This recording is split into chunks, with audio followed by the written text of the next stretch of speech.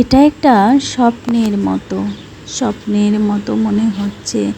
একটা পুকুর ঘাট, সুন্দর একটা পুকুর, স্বচ্ছ পানি। তবে তার গল্পের মতো মনে হচ্ছে স্বপ্ন দেখছি, যে সেখানে কোনো স্কুল নেই, শুধু খাওয়া দাওয়া আর খেলাধুলা, ইচ্ছে মতো ঘুমানো, আবার ইচ্ছে হলে পাখির মতো উড়ে বেড়ানো।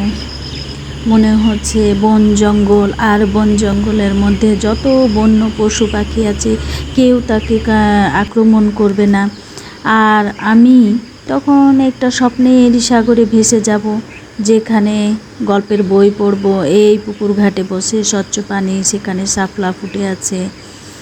আর যদি হয় সেটা এই পিঙ্ক কালারের শাপলা, তবে এই ঘাটটাতে বসে স্বপ্ন দেখতে কার না মন চাইবে। এই রকম স্বপ্ন, যেখানে মনে হবে আকাশে পরি উড়ে বেড়াচ্ছে, আর কতক্ষণ পর এসে আকাশে অন্ধকার মেঘ জমে গেছে, নীলপরি সেই ঘাটে এসে বসে গল্প লিখছে। আর স্বচ্ছ পানিতে শাপলা ফুটে আছে একটা লাল নৌকো, সবুজ ঘাস, পাশে কৃষ্ণচূড়া। তাহলে তো মন্দ না।